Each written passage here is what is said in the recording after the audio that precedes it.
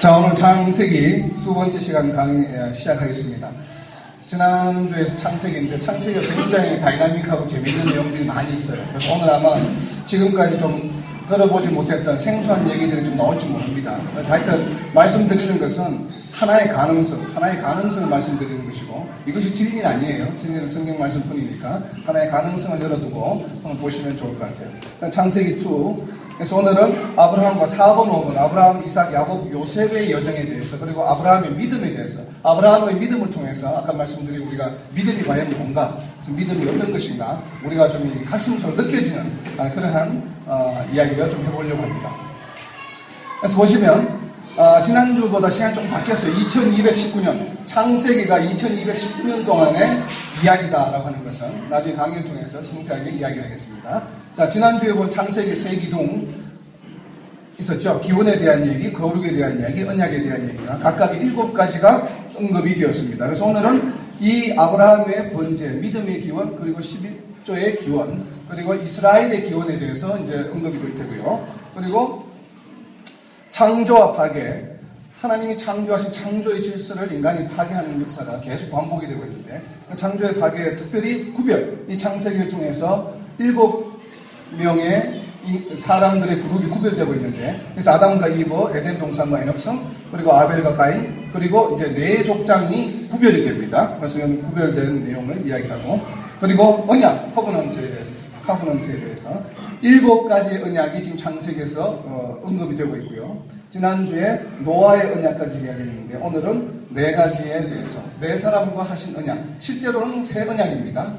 언약의 내용으로 보면 새 언약과 또 언약의 증거, 할례, 그래서 3+1이라고 표현했는데, 자, 거기에 대한 내용을 오늘 보려고 합니다. 지난주에 했던 거 잠깐 슬라이드만 보고 넘어가겠습니다. 1장부터 11장까지 7가지 주제에 대한 이야기를, 창조와 창조의 파괴, 그리고 이 창조가 파괴된 것을 용서하시고 끊임없이 사랑하시는 하나님의 사랑, 창조와 파괴, 그리고 사랑에 대한 이야기가 지난주에 언급이 됐습니다. 보시면, 자, 오늘 드디어 이제 족장 시대에 들어서 오늘 굉장히 족장이 4명이다 보니까 이야기거리가 많지만 처음 2사람이 많고 나머지 2사람은 좀 간단합니다. 그래서 우리가 잘 알고 있는 아브라함과 이삭과 야곱과 요셉에 대한 이야기를 오늘 할 텐데, 좀 이야기가 조금 어떤 게 보면 좀 복잡한 부분도 있을 수 있으니까 졸지 말고 따라오셔야 돼요. 조는 순간에 그냥 한 족장이 지나가 버립니다. 장터는. 자, 이제 아브라함과 이삭과 야곱과 요셉이 있는데, 아까 보신 것처럼 구별이라고 했죠. 그래서 아브라함과 이삭과 야곱, 요셉이 파트너가 있습니다. 여기 창세기 이야기에 보면, 그렇죠? 그래서 이 빨간 줄 밑에 아브라함의 파트너가 누구였습니까? 롯이 있었죠. 그리고 이삭의 파트너는 누구예요?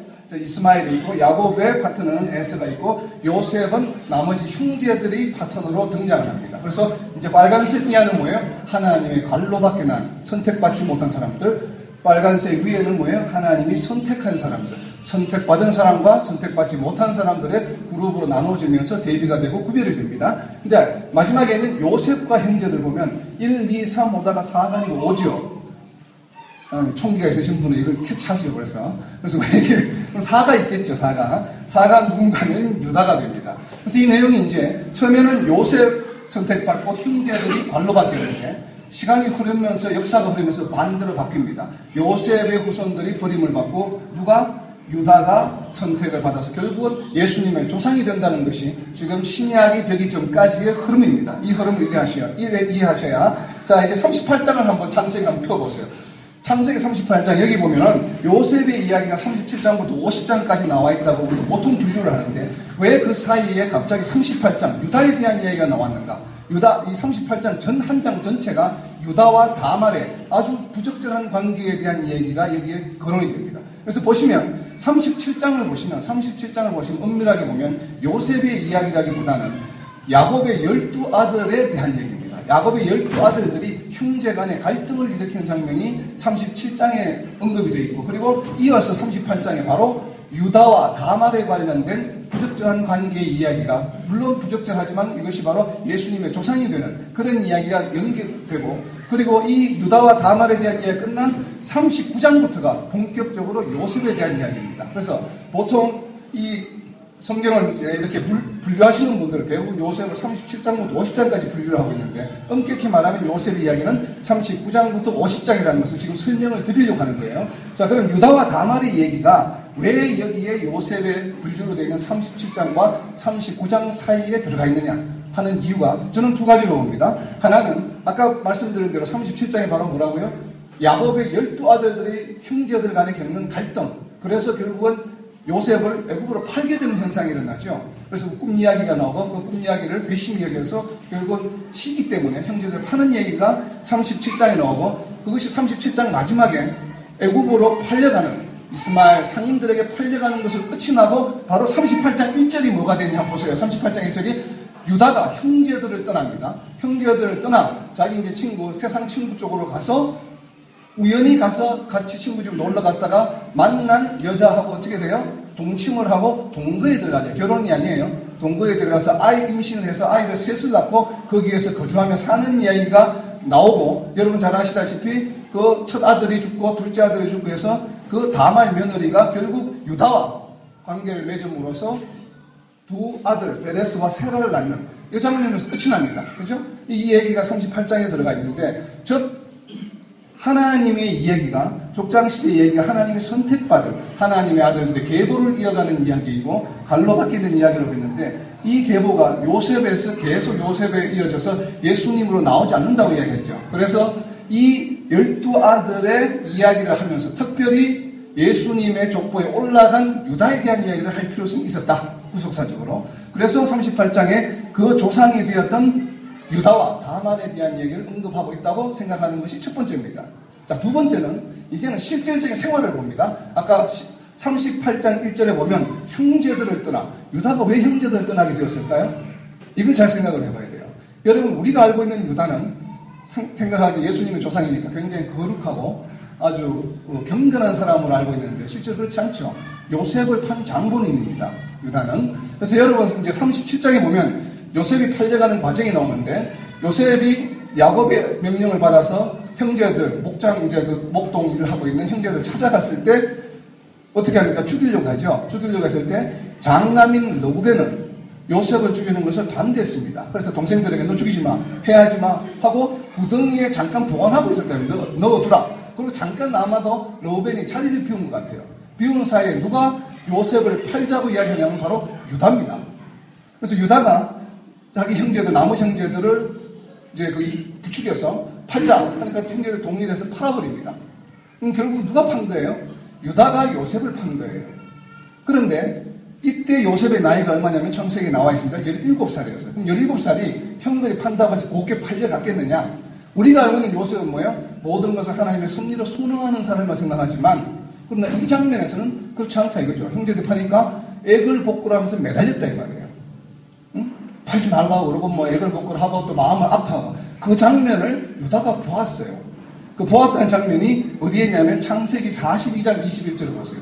창세기 42장 21절은 자, 가뭄이 들어서 형제들을 만났을 때 하는 그 장면이에요. 거기에 보면 헤어질 때의 모습이 상세하게 설명이 되어 있습니다. 그래서 유다 42장 21절에 보면 요셉이 끌려가서 어떻게 했다고요? 애걸하고 가슴이 아파하는 장면을 보았죠, 형제들이. 되어 있습니까? 42장 21절에. 자, 그리고 42장 22절에 보면 르우벤이 뭐라 했죠? 너희가 형제들을 해하지 말라고 하지 않았느냐? 그러니까 르우벤은 반대했습니다. 요셉을 해하는 것에 대해서. 장면이 42장 22절에 기록이 되어 있죠. 그래서 이것을 보면 이 유다가 이제 요셉을 팔고 나서 집에 돌아왔을 때 창세기 읽다 보면 야곱이 얼마나 슬퍼합니까? 심지어 내가 소울에 내려가겠다. 소울은 뭐야? 죽은 사람들이 가는 곳. 그러니까 결국은 뭐야? 야곱이 자살하겠다는 얘기예요. 자기 요셉을 잃어버리고 해서 그 슬픔에 의해서. 그러니까 그걸 형제들이 봤다 이거예요. 그럼 형제들이 어땠을까요? 유다한테? 야, 형, 네가 이야기해서 파는 바람에 이렇게 된 거 아니냐? 이렇게 얘기했을 거라고 상상을 해봅니다, 그냥. 그래서 형제들이 갔다. 그리고 유다 자신도 굉장히 슬퍼하는 아버지를 바라보면서 자기 한 일에 대한 죄책감을 느꼈을 거예요. 굉장히 마음이 상했겠죠. 더구나 자기가 주도를 했기 때문에 거기에 대해서 정신적인 공황 상태가 오지 않았나, 저는 그렇게 생각을 합니다. 그래서 형제들을 떠날 수밖에 없죠. 그래서 형제들을 떠나서 어디로 갔습니까? 세상으로 나아갑니다. 자기의 괴로움을 잊기 위해서 그냥 세상으로 가버렸어요. 가서 그래서 방탕한 짓거리를 하는 거죠, 사실은. 그냥 만난 여자와 동침해서 아이를 낳고 아이를 낳은 김에 그냥 눌러 살았어요. 그죠? 자, 그렇게 돼서 이렇게 허랑방탕한 사람들의 이 생각에 만난 사람들의 부모 밑에서 어떻게 예수님의 조상이 나오는가 하는 것이 이 사람의 이제 낳은 두 아들의 이름을 보면 알 수 있습니다. 그래서 자, 이 이름이 언급이 되어 있는데 38장 마지막에 베레스와 세라라. 베레스의 의미는 뭐냐면 위반했다는 거예요. 법을 위반했다는 이름이 베레스요. 그 다음에 세라라고 하는 이 이름은 소생, 부활이라는 뜻입니다. 자, 다말이 유대인의 가업을 잇기 위해서, 그런 족보를 잇기 위해서 자기가 이렇게 했다 이거죠. 그래서 이 유다를 유혹을 해서 자, 이게 이제 자손을 잇게 되었다 이 말이에요. 그러니까 결국은 유다가 방황하는 유다를 갖다가 다시 소생시키고 부활하는 위치로 올려놓은 사람이 누구예요? 다말이죠, 이방여인. 그래서 다말이 가나안 여자다, 애굽 여자라는 설은 있습니다, 학설적으로. 그러나 그 출신은 중요한 것이 아니고, 어쨌든 이방 여자였다는 거. 그 이방 여자로 인해서 이 유다의 그 방황하는 모습, 요셉을 팔아버렸던 그 죄가 누구에 의해서 세라라는 이름에 의해서 부활된다는 상징적인 의미가 있어 보입니다. 38장이. 그래서 이 이야기가 38장에 있다는 거예요. 그러면 베레스는 위반이요, 세라는 소생 부활이니 예수님이 족보가 여기로 이어질 것 같은데 장남인 베레스 위반에 의해서 이어집니다. 그래서 베레스의 후손에 의해서 예수님 족보로 이어지는, 그렇게 이어지는 장면들이 바로 이 38장에 상세하게 기록이 되어 있다. 이것은 기록의 목적은 뭐예요? 예수님의 족보, 조상이 되는 모습에 가르쳐 보여주기 위해서 이 38장이 기록되었다. 그래서 이것을 끝으로 다시 요셉의 이야기가 39장부터 이어진다 이 말이에요. 그래서 37장과 39장 사이에 왜 유다의 이야기가 들어가 있는지는 두 가지 측면에서 볼 수 있겠죠. 자, 그래서 보고 이제 이 창세기에 이 하나님이 선택한 사람들과 선택받지 못한 사람들 이제 보았는데, 또 하나 재미있는 것은 이제 선택받은 사람들의 이 족장들의 와이프를 한번 보자. 와이프를 이제 부부 세미나를 하셨는데, 자, 아브라함의 와이프는 몇 명입니까? 몇 명이에요? 누구예요? 네? 사라와 누구예요? 이거 아시는 분은 거의 없죠. 보통 사라와 하갈은 와이프가 아니죠. 여종이죠. 자, 창세기 25장 1절에 보면 와이프가 누군지 나와 있습니다. 25장 1절에 그두라라고 하는 사람이 와이프가 되는데, another wife. NIV another wife. another은 뭐예요? one after another. one 다음에 another를 쓰죠. 그러니까 원래 one은 누구의 사라. 그 다음에 another wife가 그두라입니다. 그럼 하갈은 뭐냐? 사라가 하갈을 줄 때 첩으로 주었어요. 그러나 성경 기자는, 창세기 기자는 첩이라고도 쓰지 않아요. 계속 여종이에요. 끝날 때까지. 그래서 저는 그냥 여종으로 봅니다. 자, 그렇게 보고, 자, 이삭의 아내는 누굽니까? 사라는 리브가. 그리고 야곱의 아내는 누구예요? 레아와 라헬. 나중에 어떤 사람 말고. 요셉의 아내가 재밌습니다. 요셉의 아내가 41장 45절에 보면 아스나. 우리가 생각하는 상상하는 요셉하고 완전히 달라요. 아스나. 누구? 태양신의 제사장의 딸이에요. 자, 요셉, 소위 말하는 믿음과 순종의 우리가 상징으로 보여주는 요셉의 아내가 누구냐 하면은 애굽의 태양신을 섬기는 제사장의 딸 아스나십니다. 그래서 여러분이 41장 45절을 보면 바로가 드디어 꿈 해석을 하고 총리가 된 다음에 바로가 그냥 줘버립니다. 제사장 딸하고 네가 결혼되라. 그냥 받아들여서 결혼했습니다.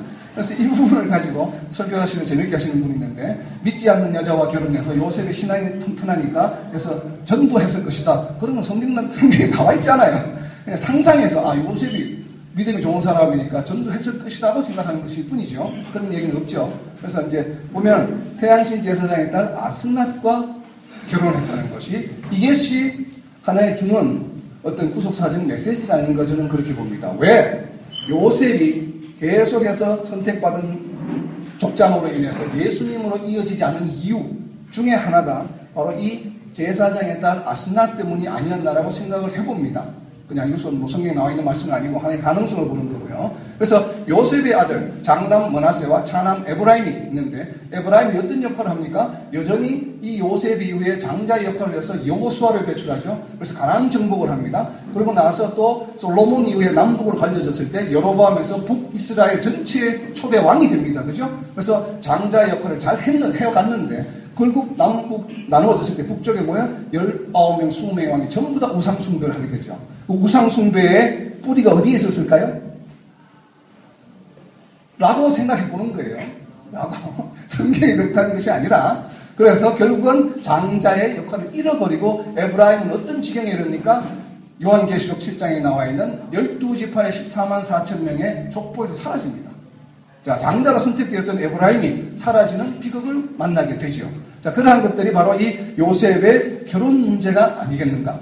그래서 믿지 않는 배우자와 결혼한다는 것이 나중에 종말에 어떤 결론을 난다는 걸 심각하게 생각해야 돼요. 이 사람을 뭐 전도해서 요셉이 뭐 신앙이 좋아서 했다는 이런 말씀은 좀 무리가 있죠. 그런 얘기들은. 그러나 성경 전체 흐름을 보면 왜 에브라임과 므낫세가 그렇게 우상숭배하게 되었는가. 여기에 흐르는 피는 물보다 진하죠. 그래서 가다 보면 그럴 수도 있다라는 생각을 해봅니다. 그래서 이 결혼이 이래서 여기 이 세 그룹의 아내들의 그룹을 보면 공통점이 있고 차이점이 있죠. 이삭의 아내는 뭐예요? 리브가 한 사람이지만 아브라함은 아내가 둘이요. 또 뭐예요?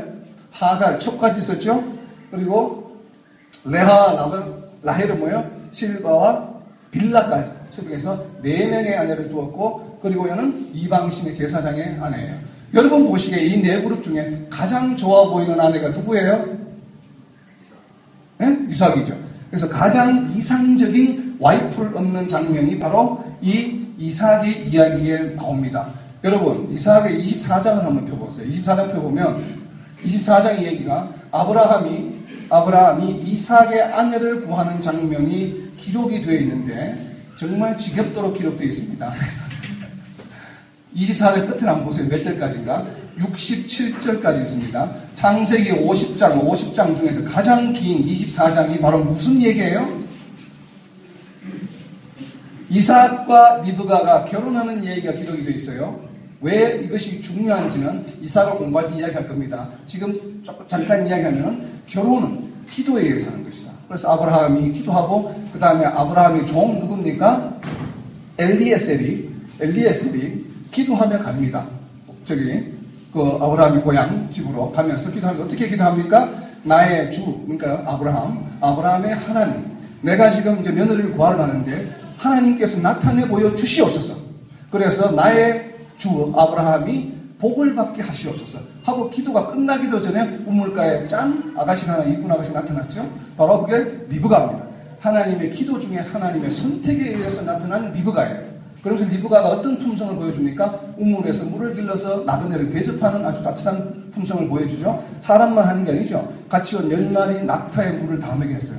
여러분 그 중동지방에 우물은 굉장히 깊습니다. 모래가 있기 때문에 깊이 파는 그 우물을 지금처럼 전동으로 모터로 하는 게 아니고 손 수레박으로 뜨는 게 아니고 사람 물도 아니고 낙타 10마리 한번 떠서 한번 먹여보시고요. 얼마나 떠야 되는지. 근데 이 아가씨가 여자가 한 명이 낙타 10마리를 다 먹였어요. 그걸로 봐서는 어때요? 떡대가 좋다. 아주 건강하다 이 말이에요. 아리따기도 하면서 건강하다. 그죠? 그런 리브가였단 말이에요. 나중에 이 리브가의 그 이삭 이야기를 들어보면 참 지혜로운 여자입니다.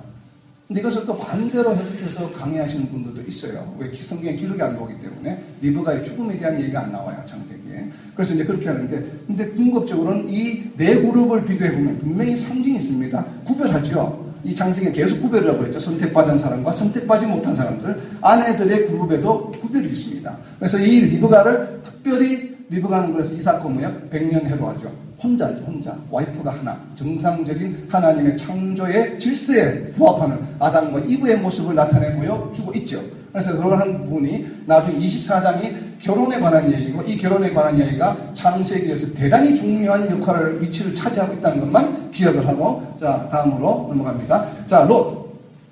그리고 아브라함의 파트너였던 롯으로부터 어떤 후손들이 나오냐면 19장 37절 38절에 보시면 롯이 산으로 도망을 가서 아내는 소금 기둥이 되고 롯은 소돔과 고모라가 멸망할 때 두 딸과의 관계에서 첫 딸로부터 모압이 출생하고 둘째 딸로부터 베난미가 출생을 합니다. 그죠? 모압은 모압의 조상, 베난미는 암몬 족속의 조상이 됩니다. 그죠? 우리 많이 기억나죠? 열왕기 때 본 암몬과 아모해 할 때 암몬과 모압이 어디서 나왔다고요?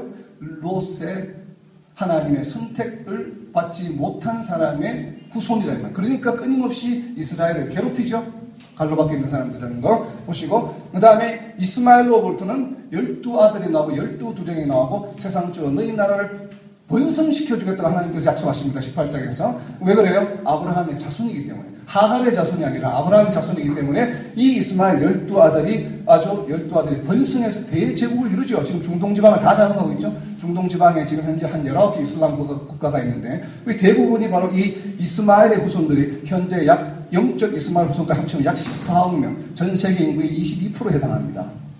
그러니까 번성했죠. 약속을 지키셨죠. 그리고 전 세계에서 가장 부유한 땅, 석유가 매장되는 중동지방을 이 사람들이 후손들이 다 장악하고 있죠.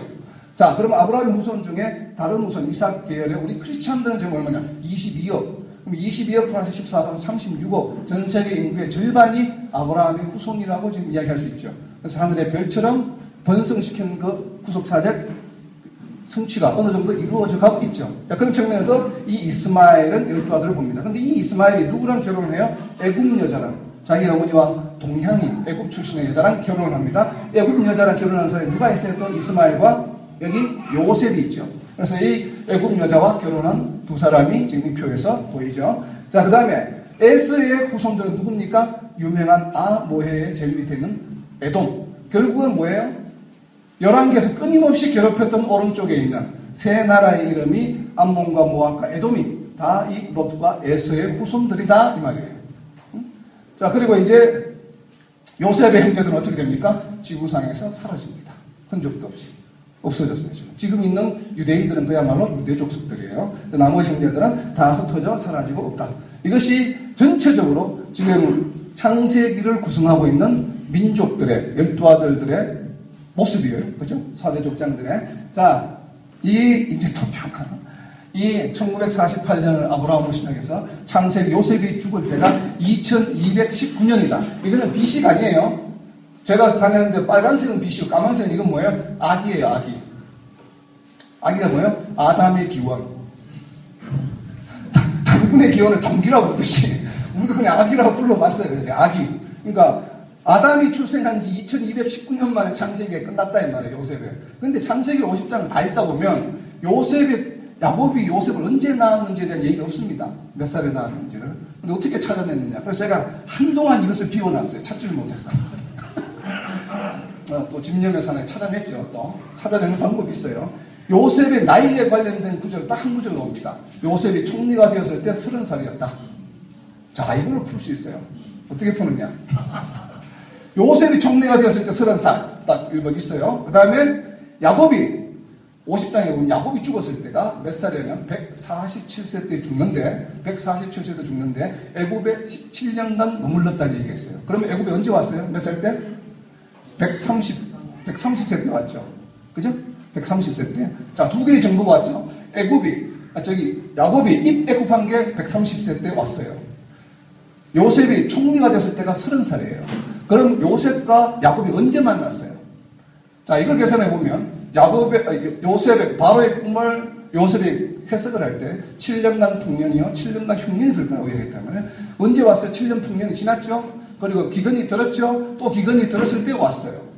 첫 해 기근이 들고 왔고 나중에 식량을 가지고 간 다음에 한참 있다가 다시 왔어요. 기근이 다시 들자. 그러면서 요셉이 형제들을 두 번째 만났을 때 자기 신분을 밝히면서 이야기하는 구절이 나옵니다. 읽어보시면 그때 분명히 이야기합니다. 기근이 든 2년이 지났다. 앞으로 기근이 더 있을 것이다. 그러면 총리가 될 때가 풍년 첫 해예요. 그렇죠? 꿈을 해석하자마자 바로 됐으니까. 그러면 요셉이 야곱을 만난 때는 풍년 7년 더하기 기근 2년 하면 몇 년? 몇 살 때? 39살 때 아버지를 만났죠. 그때 야곱이 애굽에 들어올 때가 몇 살? 130살. 130 빼기 39 하면 야곱이 몇 살 때 요셉을 낳았어요? 91세 때 낳았습니다. 맞습니까? 그러면 야곱이 출생한 아기대 91을 더하면 2109. 그리고 요셉이 보면은 창세기 마지막 50장에 110살에 죽었다고 되어 있죠. 그리고 여기다가 110을 더하면 2219. 그래서 창세기 연결은 2219다 이 말이에요. 이건 고고학적 얘기가 아니에요. 창세기 나와 있는 얘기만 가지고 그냥 2219라고 하는 거예요. 그래서 아담이 출생하고 나서 창세기 이야기는 2219년도에 끝이 납니다. 그래서 요셉의 이야기가 이렇게 된다는 것이죠. 물론 이것은 구약 창세기만을 근거로 한 거예요. 창세기만을 근거로.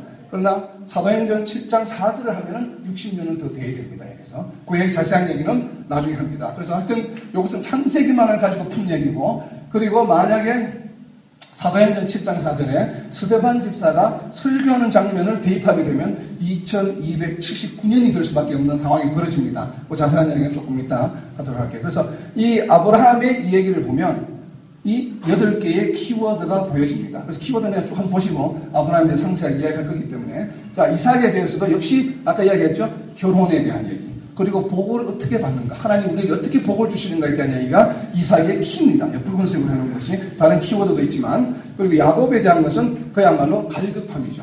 이런 어떤 분들은 집념이다, 집념이 강한 사람이다, 의지가 강한 사람이다 이렇게 하는데, 저는 좀 다르게 표현합니다. 갈급함, 삶의 자세에 대한 교훈을 보여주고 있는 것이 야곱의 이야기입니다. 그리고 요셉의 이야기는 여호와를 인정하는 것, 범사의 여호와를 인정하라, 그죠?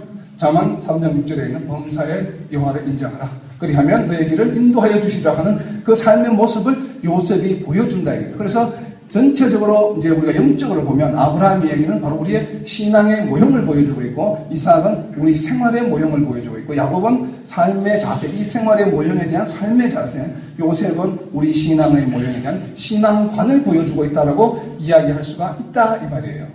그러나 이것이 창세기로 흐르는 테마는 아니다 이 말이에요.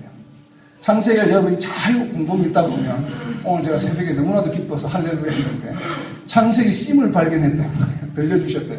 창세기의 씀은 뭐냐면은, 이게 이제 성도의 삶의 모형이지만 창세기의 씀은 창조의 질서의 회복입니다. 그래서 이 족장들의 얘기, 아브라함과 이삭과 야곱의 요셉의 이야기는 무슨 얘기인가 하면은, 아담 또 에덴 동산에서 인류를 창조하시고 창조를 질서를 만드셨는데, 그 창조의 질서가 인간의 죄악 타락으로 해서 깨어지고 다시 그것을 회복시키려는 노력으로 노아의 방주를 만드시고 다시 했는데 다시 바벨탑으로 다시 깨어지고, 세 번째가 뭐라고 해서 이스라엘 민족을 선택하셔서 새롭게 지금 해보시려고 하는 거예요. 다시 뭘 하시려고 그래요? 창조의 질서를 다시 회복하시려고 하는 거예요. 창조의 질서를. 그럼 창조의 질서가 뭡니까? 창조의 질서.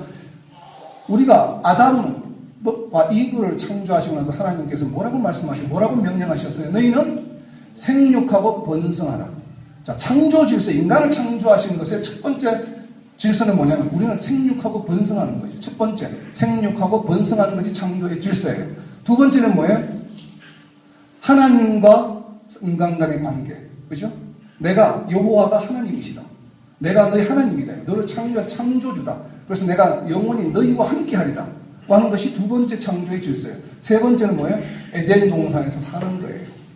하나님의 약속한 땅입니다. 에덴 동산은, 그죠? 하나님의 약속한 땅. 그래서 세 가지입니다. 그래서 세 가지 언약이라는 이야기가 나오는데, 첫 번째는 뭐예요? 생육 번성하는 것과, 두 번째는 창조주 하나님, 주체와 객체의 관계이죠. 자, 말씀하시는 늘. 그리고 세 번째는 뭐예요? 약속한 땅, 에덴 동산. 그죠? 약속한 땅. 이 세 가지가 창세기에 흐르는 새 언약이요, 요한 계시록까지 이어지는 성경의 테마다. 그래서 이것이 창조의 질서를 세 가지라고 봅니다. 그 창조의 질서가 지금부터 어떻게 회복되는지를 하나씩 하나씩 보고 나서 나중에 이 화면에 다시 와서 한번 볼 거예요. 자, 아브라함의 얘기를 봅니다. 아브라함이 좀 많습니다. 분량이 제일 많기 때문에 50장 중에 13장인가 정도 되기 때문에 좀 기겁을 하실 텐데. 자, 아브라함의 얘기가 12장부터 25장까지 이렇게 많지만 실제는 세 가지 파트입니다. 첫째, 하란에서 이동을 해서 콜링을, 도르심을 받아서 헤브론에 정착하는 과정. 그것이 첫 번째 초록 색깔로 표시되어 있는 부분이에요. 두 번째, 헤브론에 정착해서 헤브론 시대, 헤브론에 있으면서 아브라함의 이름이 아브라함으로 바뀌는 신분이 변화되는 것을 중심으로 한 사건들. 그리고 나서 소돔과 고모라가 멸망합니다. 그래서 도시 생활에 회의를 느꼈는지 아니면 목동이어서 그런지 헤브론 시대를 마감하고 어디로 가냐면 광야로 갑니다. 광야가 어디냐면 바로 네게브 광야의 주황색 부분. 그래서 마지막 광야 시대. 이 광야 시대 때 무슨 일이 일어나면 이삭을 아들로 바침으로 인하여 믿음의 조상이 되는 사건이 바로 이 광야 시대에 일어납니다. 광야 시대가. 자, 이것을 보면 아브라함은 세 파트로 나눠졌다 그랬죠. 이동이 뭐라고 그랬어요? 자, 헤브론에 정착하는 12장부터 쭉 해서 쭉 이동해서 헤브론에 정착하는 얘기. 그 다음에 푸른색은 헤브론 시대에서 신분이 변화되면서 색깔이 조금 더 파래졌죠. 요걸 캐치해야 돼요. 색깔이 같지 않죠? 신분이 변화됐다 이 말이에요. 색깔이. 자, 그 다음에 이제 21장, 22장을 거쳐서 이삭을 제물로 바치는 그러한 믿음을 보여주면서 믿음의 조상이 되는 역할이 바로 이 네게브 광야에서 일어났다라고 하는 것이 크게 세 파트로 되고, 그리고 그 다음에는 세대 교체가 되어서 넘어갑니다. 자, 이 아브라함 하면 우리가 믿음의 조상, 믿음이라는 단어가 가장 먼저 떠오르는데, 이 아브라함의 기사, 이 흘러가는 여정을 보면서 우리가 과연 믿음이 먼저이겠는가, 순종이 먼저이겠는가? 믿음이 먼저입니까? 순종이 먼저입니까? 자, 믿음이 먼저라고 생각하시는 분, 순종이 먼저라고 생각하시는 분. 다시 한번 기회를 드릴까요? 다시, 그러니까 손 들고 가니까 다시 믿음이 먼저라고 생각하시는 분. 바뀌시는 분 계시군요. 자, 순종이 먼저라고 생각하시는 분. 자, 이제 그 답을 우리 아브라함의 기사를 통해서 한번 보려고 합니다. 그래서 이 믿음이라고 하는 것이 대단히 중요하죠. 우리 일생을 통해서 신앙생활의 근본이 되는 것이기 때문에 오늘 이 아브라함의 기사를 통해서 믿음이 무엇인지를 발견해 보려고 합니다. 그래서 자, 이 기사를 보면 하란, 자, 12장을 보세요. 12장에 보면 12장 4절에 보면 아브라함이 75세 때 자, 하란을 떠나서 이제 드디어 하나님의 콜링을 받고 집을 떠납니다. 떠나는 장면은 이게 문제예요. 이게 지금 신학적으로 상당히 문제가 되고 있는 부분인데 75세 때 떠났습니다. 그죠? 75세 때. 자, 11장 마지막 절을 보세요. 11장 마지막 32절을 보면 데라가 죽어요. 데라가 몇 살에 죽습니까?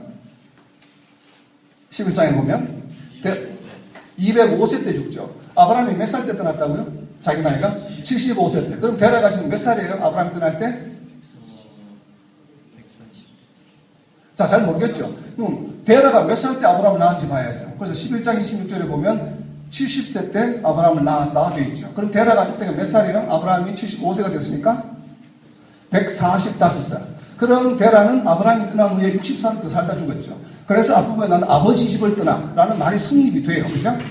그럼 이제 아무런 문제가 없는데, 문제는 뭐 어디에 문제가 생기냐면 사도행전에서 문제가 생깁니다. 아까 말씀드린 7장 4절 한번 사도행전 7장 4절을 보면 스데반이 돌로 맞아 죽기 전에 마지막 설교를 하는데, 자, 이스라엘의 역사에 대해서 쭉 설명을 하면서 아브라함이 떠났던 이야기를 합니다. 아브라함이 언제 떠났다고 그러냐면 그의 아버지 데라가 죽은 후에 떠났다고 이야기를 해버립니다.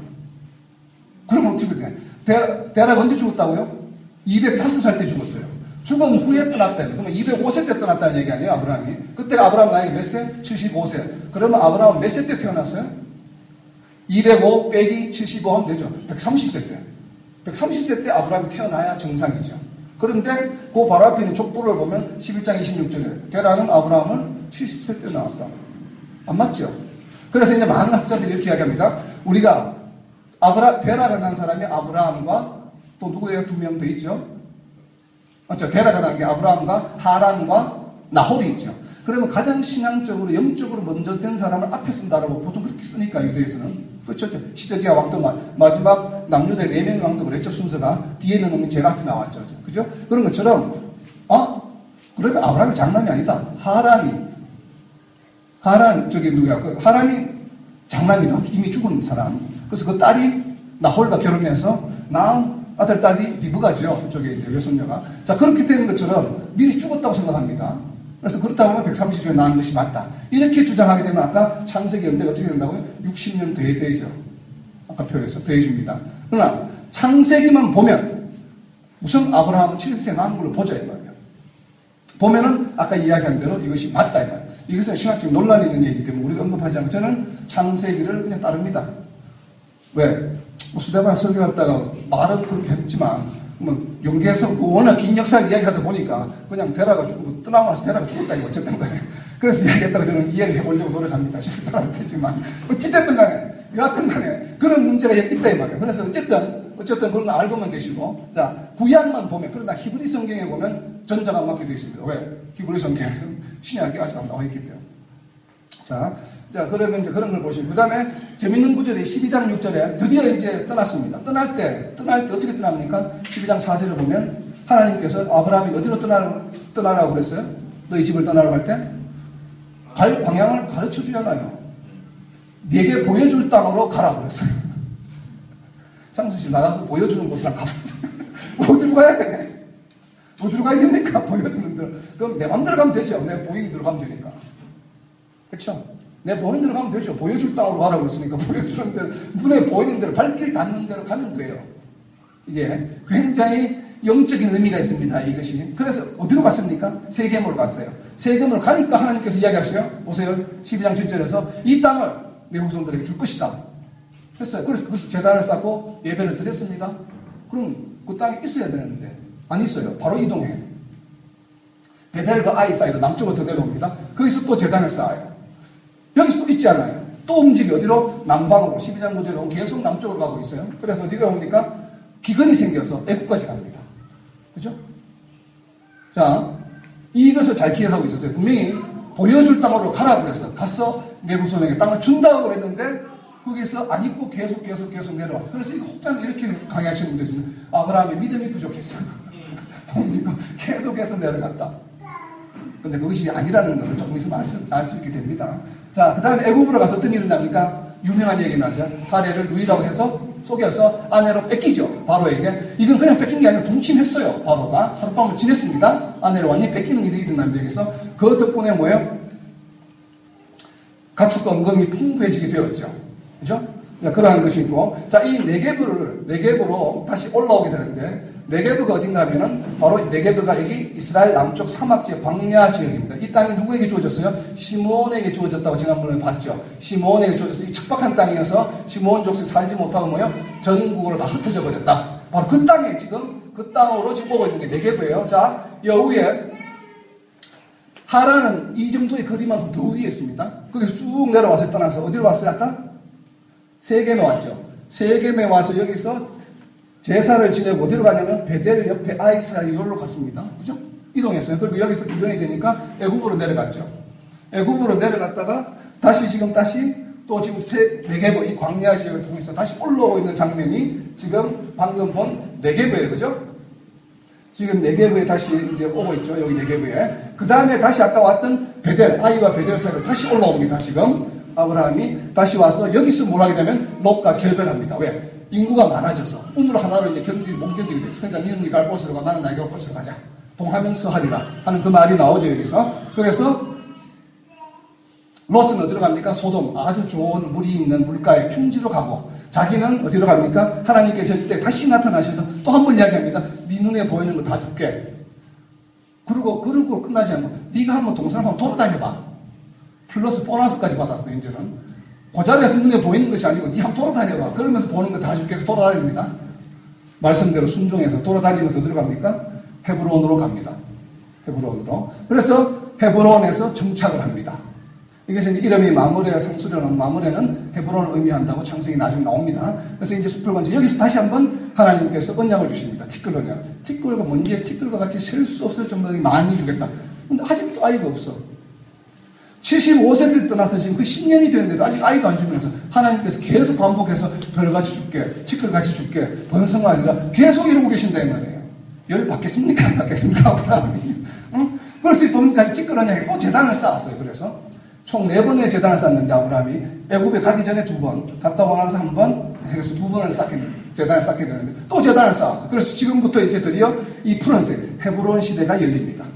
아브라함의 이제 이동은 없어요. 더 이상 정착을 했죠. 그래서 여기 거주하면서 일어나는 일들이 거주하자마자 저 소돔으로 떠났던 롯이 잡혀가는데 이 롯이 왜 잡혀가냐 하면은 그 역사적인 이야기가 이 당시에는 여기에 있는 5개 나라, 사해를 중심으로 했던 나라가 이쪽 오른쪽에 있는 바벨론 근처에 있는 엘람이라는 나라의 소국이었습니다. 그래서 이제 조공을 바치고 있었대요. 그런데 조공을 바치는 것을 이제 바치지 말자라고 하다 보니까 엘람 왕이 화가 나서 쳐들어옵니다. 이쪽 사해로.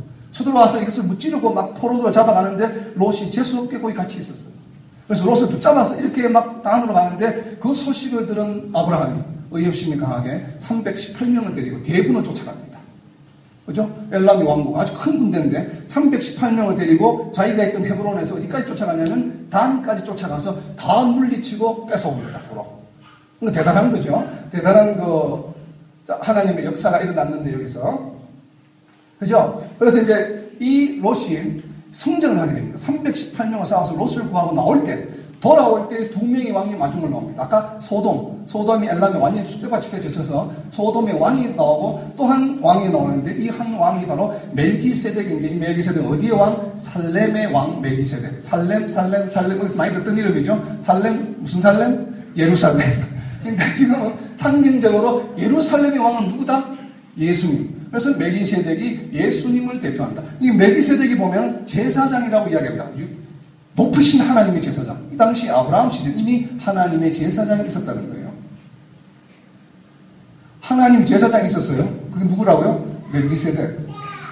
아브라함 시대 이미. 그러니까 이 멜기세덱의 제사장을 대표하는 상징적인 상징, 구속사적인 상징을 멜기세덱이 하는데 이 멜기세덱의 대를 위해서 멜기세덱의 레벨로 누가 오셔요? 예수님이 오신다 이 말이에요. 예표한다. 자, 제사장은 누가 해야 돼요? 어느 지파가 해야 됩니까? 레위 지파가 해야 되죠. 그러나 이때는 레위 지파가 있다 없다? 아브라함 때는 없죠. 아직 태어나지 않았어요. 그래서 멜기세덱이 제사장의 역할을 했는데 시편 110편을 보세요. 시편 110편을 보면 4절에 이 멜기세덱을 통해서 메시아가 온다는 얘기가 시편 110편 4절에 언급이 되고 있습니다. 자, 이 멜기세덱 그냥 얘기가 아니고 그냥 제가 예수님이다 대표한다 하는 얘기가 아니에요. 성경에 기록이 있어요. 110편, 시편 110편 4절에 보면 멜기세덱의 반열을 통해서 in accordance to the 멜기세덱 해서 메시아가 올 것이라는 걸 예언을 합니다. 다윗에 관련된 시에서. 그리고 나중에 히브리서에 가면 히브리서 6장 20절에 가면 바로 이 멜기세덱의 반열에 의해서 예수님이 오셨다라고 이야기합니다. 자, 그러니까 이 멜기세덱이 바로 뭐예요? 예수님을 예표하고 있다고 이야기하는 것이에요. 그리고 히브리서 7장에 보면 더 재미있는 것은 멜기세덱의 족보에 대해서 이야기합니다. 멜기세덱은 어떤 사람이요? 히브리서 7장에 보면 아버지도 없고 어머니도 없고 처음도 없고 끝도 없는 사람이야. 멜기세덱이. 그럼 어디서 태어났어요? 아버지도 없고 어머니도 없고 처음도 없고 끝도 없다. 굉장히 영적 존재를 의미하죠. 그러니까 히브리서 7장 1절에서 멜기세덱을 그렇게 설명하고 있습니다. 그래서 영원한 제사장이다 라고 이야기합니다. 그래서 영원한 제사장은 누구예요? 예수님이죠. 그래서 이 멜기세덱이 창세기에서 이미 예수님에 대한 예표를 멜기세덱을 통해서 보여주고 있다는 것이 여기 지금 이 14장의 기사에서 나옵니다. 로스 성전에서. 그리고 자, 15장이 대단히 중요한 건데 타이틀을 언약이라고 하죠. 아까 말씀드린 세 가지 언약이 바로 바로 15장에서 언급이 됩니다. 15장 1절에서는 내가 너의 방패와 상급이 되어주겠다. 자꾸 말을 하나님, 나는 자식도 없는데 뭘 자꾸 대해준다고 그럽니까? 나는 그냥 우리 종 엘리에셀에게 옛날에 유대의 풍습이 있었어요. 자식이 없으면 신실한 종에게 모든 가업을 물려줬어요. 그래서 나는 엘리에셀을 물려주겠다.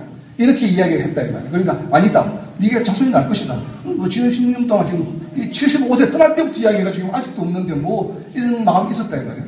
그래? 나와봐. 해서 밖에 데리고 나가서 또 데리고 나가서 하늘에 이제는 별을 보여줍니다. 티끌이 아니고 별을 봐. 저렇게 많이 보여줄게. 하니까 아브라함이 어떻게 했다고요? 아브라함이 믿었어요. 아브라함이 믿으니 6절에 의롭다 칭함을 받으리라. 믿음으로 의롭게 되는 구절이 바로 이 창세기 15장에 나옵니다. 15장 6절에. 바로 15장 6절에. 그래서 이게 믿음으로 의를 로마서의 근거가 되는 것이 바로 이 창세기 아브라함이 별을 보았을 때 아브라함이 비로소 그전에는 믿는 얘기를 안 했어요. 티끌처럼 해줄게. 듣고만 있었습니다. 처음에 출발할 때 번성하게 해줄게. 듣고만 있었어요. 그러나 여기 와서 비로소 뭐예요? 하늘의 별처럼 많게 해주더니 믿었습니다. 아브라함. 그러니까 15장 6절에 네가 믿으니 이제 네가 의롭다 여김을 받을 것이다 라고 하는 구절이 나오고, 그리고 15장 방금 이야기한 것처럼 5절에 이렇게 별처럼 많게 해주겠다고 하는 언약, 번성하게 해주겠다는 언약. 다르게 말하면 뭐라고요? 창조의 하나님이 인간을 창조하신 목적이 뭐라고요? 생육 번성에 대한 언약이 나왔죠. 그 다음에 15장 7절에 가면 내가 바로 너를 이끌어낸 여호와다. 하나님의 신분에 대해서 확실히 못을 박습니다. 너를 주관하겠다고 하는 건 아까 바로 언약의 두 번째 뭐라고 그랬어요? 나는 여호와가 하나님이시며 너희와 영원히 함께 할 것이다. 너희 후손들의 하나님이 되어줄 것이라고 하는 두 번째 언약을 15장 7절에서 하고 있습니다. 그리고 15장 13절에 가면 18절에 가면 이번에는 땅을 주는데 보여줄 땅을 주는 것이 아니라 이제는 완전히 확실하게 구획을 정해줍니다. 어디에서? 애국강에서 유브라데 강까지 그 땅을 모두 너희의 약속의 땅으로 주겠다. 세 가지를 15장에서 하고 있죠. 5절에서 7절에서 18절에서. 그 사이에 13절에 뭐가 있냐면 재미있는 말씀이 있습니다. 너희가 애굽의 노예가 될 것이다. 400년간. 왜요? 번성시키기 위해서. 15장 이 얘기가 다 나온다 이 말이에요. 15장에. 그래서 이것을 언약장이라고 이야기해요. 그래서 세 가지 언약이 있었죠. 그래서 세 가지 언약. 그래서 마태에 가면 많이 있는 2 플러스 1. 여기서 이제 3 플러스 1인데 세 언약에다 플러스 나중에 17장에 가면 할례. 할례는 바로 이 세 가지 언약에 대한 뭐예요? 징표. 이 언약을 받을 사람들이 징표가 바로 뭐냐면 할례예요, 할례. 그래서 3 플러스 1에서 3 플러스 1 언약이 바로 이 아브라함의 기사에서 나오고 이것이 아브라함의 믿음보다도 더 중요한 얘기입니다. 아브라함을 언급할 때 우리는 믿음을 언급할 것이 아니라 이 3 플러스 1 언약을 언급을 해야 돼요. 그것이 왜 그런지는 설명을 할 겁니다. 자, 그래서 이제 16장에서 갑자기 장이 바뀌면서 사라가 이야기를 합니다. 사라가 16장 1절에서 하나님께서 나의 태를 닫으셨다. 열어주시지 않는구나. 그러니까 내 종을 주겠다. 라고 이야기하니까 아브라함이 어떻게 덥석 받습니다. 아, 그런가 보다. 아, 번성하라고 했으니까 분명히 하나님께서 야, 네 몸에서 난 자, 네 씨에서 난 자라고 이야기했지 너와 사라에서 난 자라고 이야기 안 했었다. 그죠? 그러니까 아브라함은 포함돼 하가라고 이렇게 동칭을 해도 괜찮아. 내 몸에서 난 자, 내 씨기 때문에 아, 이게 하나님의 뜻이구나. 10년 동안 안 주신 걸로 봐서는. 이게 꼭 보면 선악과의 모습하고 비슷하죠. 누가 하가를 주었습니까? 아브라함이 달라고 해서? 아니요. 사라가 그렇게 이야기했어요. 하나님께서 나의 태를 닫으시는가 보다. 하나님 뜻이 아닌가 보다. 그러니까 당신이 하가라고 아이를 낳아서 빨리 별과 같이 번성하세요.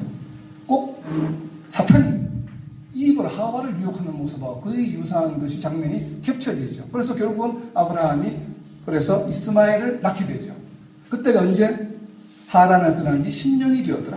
비로소 소생을 봅니다. 이스마엘을. 그죠? 그러면서 그 이스마엘이 뭐요? 이 하간이 이제 임신하고 나니까 콧대가 높아지니까 사라하고 문제가 생겨서 쫓겨났다가 하나님께 나타나셔서 울지 말고 돌아가서 아이를 낳아라. 이스마엘이라고 하라. 이름까지 지어줍니다. 하나님께서. 그죠? 하나님께서 지어준 이름이에요. 이스마엘이라고 하라. 그리고 내가 번성하게 해주겠다. 약속하셨습니다. 그러면 그 번성하는 약속이 맞죠? 지금 언약이 되죠? 그러니까 어떻게 보면 아브라함이 하나님의 언약이 맞다고 생각한 것이 어느 정도 맞는 것처럼 보여요. 그죠? 그러나 17장에 가면 그래서 이 구절, 이 16장을 가지고 그래서 현재 이슬람들이 자기네들이 아브라함의 적통이라고 이야기합니다. 이것 때문에. 왜? 하나님 약속했을 수 있으면 태어나겠고 그리고 우리가 지금 번성하게 되어 있지 않느냐? 자기는 아브라함의 적통이다. 왜? 아브라함이 장남이다 이 말이에요. 장남이 맞죠? 육신적으로. 그러나 아마도 이슬람에서는 여기 창세기를 16장까지만 읽은 것 같아요. 17장으로만 안 읽은 거예요. 아니면 17장부터 없던지, 그쪽에는, 코란에는. 17장 21절에 보면 분명히 하나님께서 못을 박습니다. 그럴 줄 알고. 야, 이스마엘도 내가 축복을 한다. 아브라함이 나는 이스마엘하고 같이 지내고 싶다니. 그래, 네 자식이니까 축복한다. 그러나 내가 맺은 이 세 가지 언약은 누구랑? 네 몸과 사라에게서 난 이삭에게 내가 언약을 지킬 것이다. 21절 못을 확 박아버립니다. 그러니까 이것 속에서 뭐예요? 이스마엘은 적통이 아니죠. 아브라함의 적통이 안 됩니다. 그래서 이제 그렇게 하는 그 부분이 바로 17장까지 나오면서 앞으로 내 언약의 대상은 혹시 헷갈릴까봐 이스마엘 족속과 헷갈릴까봐 내 언약의 대상이 되는 사람들은 징표가 필요한데 그것이 뭐냐? 할례를 받으라. 할례 받은 사람들은 뭐야? 앞으로 내 징표를 받는 사람이다. 이렇게 이야기를 했어요. 그래서 또 이 아브라함이 어떻게 합니까? 그 말씀이 떨어지자마자 바로 그냥 그날 즉시로 그냥 모두 다 할례를 드립니다. 아브라함은 아주 신속합니다. 말 떨어지기 무섭게 떠나라는 게 바로 짐 싸서 떠나버리죠.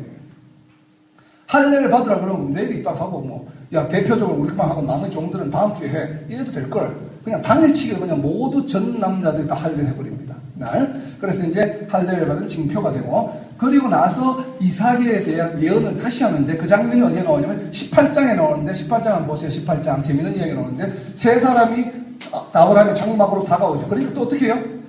막 불나게 뛰어가서 세 사람을 영접하죠. 아브라함의 이 신속성. 그렇죠? 성격이 대단히 급하죠. 그래서 바로 막 모시고 손잡고 이렇게 해서 막 대접을 합니다. 그런데 이 세 사람이 이야기합니다. 또 아들을 낳을 것이다. 1년 후에. 또 이야기합니다. 그죠? 그러니까 미태에서 그렇게 이삭에 대한 약속을 하고 그리고 나서 이제 이야기 다 끝내고 밥 먹고 이제 떠납니다. 떠날 때 22절 한번 보세요. 떠날 때 그 장면을 보면 사람들은 떠나고 아브라함은 남아서 계속 누구의 앞에? 여호와 앞에 남아있느니라. 그러고 나서 19장 1절에 가보세요. 19장 1절에 가면 자, 이 소돔으로 떠났다고 돼서 18장에 세 사람 온 사람들이 19장에 1절에 가면 떠났는데 그 사람들이 소돔에 지금 왔어요. 누구를 만납니까? 롯을 만나죠. 몇 명? 몇 명이 왔어요? 소돔에 지금 롯을 만나러? 2천사. 아까는 몇 사람? 3사람. 한 사람 어디 갔어요 지금? 한 사람이 어디 가 있어요 아까? 계속 아브라함과 이야기하고 있죠. 대면하고. 그분이 누구? 여호와. 자, 그래서 찾아온 3사람은 3천사가 아니에요. 여호와 플러스 2천사. 라고 저는 생각을 한다 이 말이에요. 계속 18장에 보면 여호와가 말씀하시니라, 여호와가 말씀하시니라. 3사람이 오고 나서 계속 여호와가 말씀하고 계시잖아요. 3사람 플러스 여호와가 아니에요. 계속 여호와가 말씀하고 계시고, 아브라함과 계속 여호와가 말씀하고 계시고, 일부는 떠났어요. 소돔으로. 근데 소돔에 왔는데 보니까 둘이야. 2사람. 한 사람은 남아서 계속 아브라함과 이야기하고 있고, 2사람은 롯을 만납니다. 그죠? 천사가. 그래서 이 여호와 플러스 2천사라고 지금 여기다 이야기해놨고, 그리고 여기서 장막 안에 있던 사라가 웃죠. 무슨 내가 90살인데, 아직 뭐 나이가 많은데, 90 다 됐는데. 하니까, 나오니까 3사람이 이야기하지 않습니까? 네가 웃었다. 안 웃었는데요? 안 웃었는데요? 안 웃었는데 그랬잖아요. 사라는. 안 웃었는데 그러니까, 네가 웃었느니라. 라고 이야기했을 때, 이거 네가 웃었느니라 다시 이야기할 때, 야단이었을까요? 핀잔이었을까요? 뭐였을까요? 아니에요. 야단이라고만 생각하시는데, 사라를 다시 확신시켜요. 자, 네가 웃었다. 사라는 알아요. 자기가 웃었다는 거예요. 근데 장막 밖에 있던 분이 다시 이야기한다 이 말이에요. 금품하는. 그럼 사라가 어떤 마음이 들어요? 이분이 보통 사람이 아니구나. 장막 안에 있는 내가 웃으면 어떻게 알지? 그러면 보통이 아닌 사람이 하시는 말씀에 뭔가 권위가 있구나. 믿음이 가죠. 그러니까 나이가 90세요, 89세요, 99세가 된 사람들이 열심히 노력해서 이삭이 임신이 되죠. 믿음이 있으니까. 믿음이 있으니까. 그래서 결국 뭡니까? 이거에서 이 할례를 받던 이 시점부터, 자, 이 시점부터 99세죠. 99세 아브라함이 결국 이렇게 해서 이제 이삭을 낳게 되죠. 이 21장까지. 이것이 1년입니다.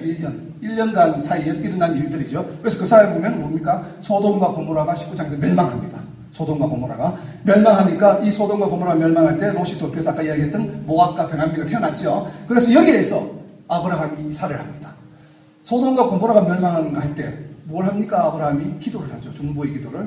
50명만 있으면 의인이 있을 때, 아까 세 천사가 찾아왔을 때, 3사람이 찾아왔을 때 50명만 있으면 구해주세요. 45명만 있으면 구해주세요. 40명, 30명, 20명, 10명. 50, 40, 30, 20, 10명이 아니에요. 50 다음에 뭐예요? 45, 40, 30, 20, 10. 6번 기도했어요.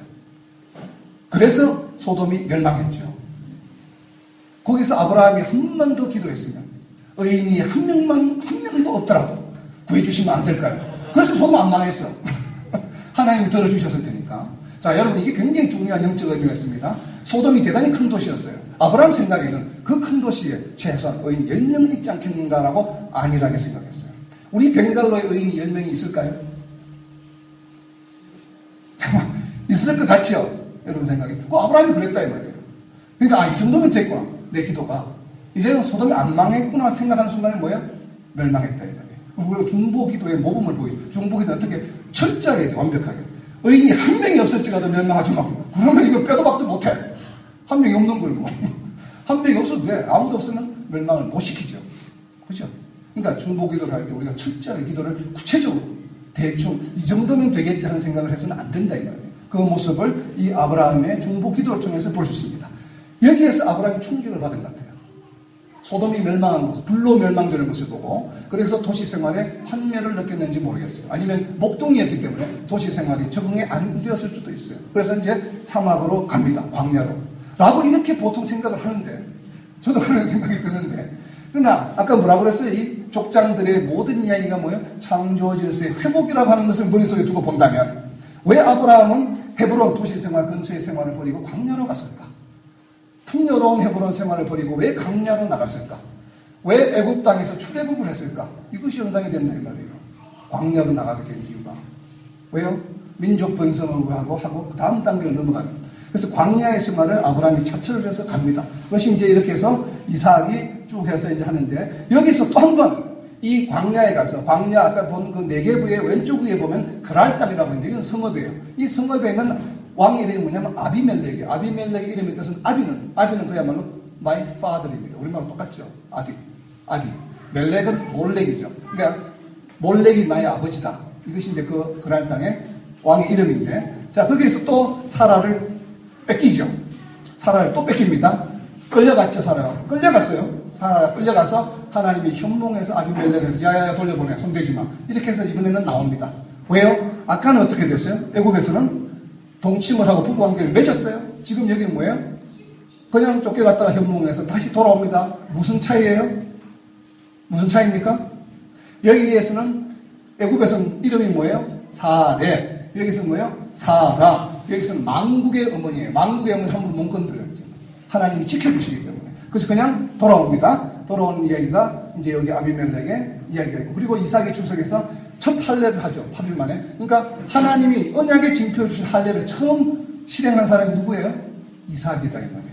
모르죠. 또 그 사이에 1년 사이에 몇 년 사이에 종에서 태어났을지 모르는, 그 성경에 기록이 없으니까 그냥 유추를 해보는 거예요. 자, 이삭이 첫 할례를 했습니다. 그리고 3년이 지나서 애가 적던 무렵 3, 4년쯤 지났을 때 잔치를 하는데, 이 잔치를 보고 이스마엘이 시기를 하죠. 그래서 괴롭힙니다. 그래서 또 문제가 있어서 쫓겨나죠. 그래서 광야로 하갈이 또 울부짖습니다. 이때 하나님께서 또 나타나셔서 울지 마라. 내가 이스마엘을 번성하게 해줄 것이다. 또 이스마엘을 축복하십니다. 하나님께서.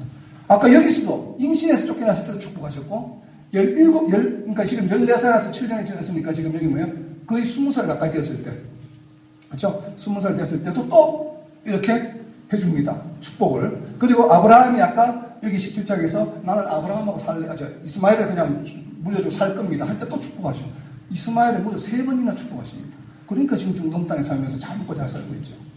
부유하게 3번 이렇게. 그리고 여기 중요한 것은 21장에 굉장히 간과하기 쉬운데, 이 21장에서 22장 이제 번제물을 드리는 마지막 시험이 있게 되는데, 이 마지막 시험을 치를 때가 되었다라고 하나님께서 왜 생각하셨는가 하면, 거기에 비밀이 이 에셀나무라고 하는 데 있습니다.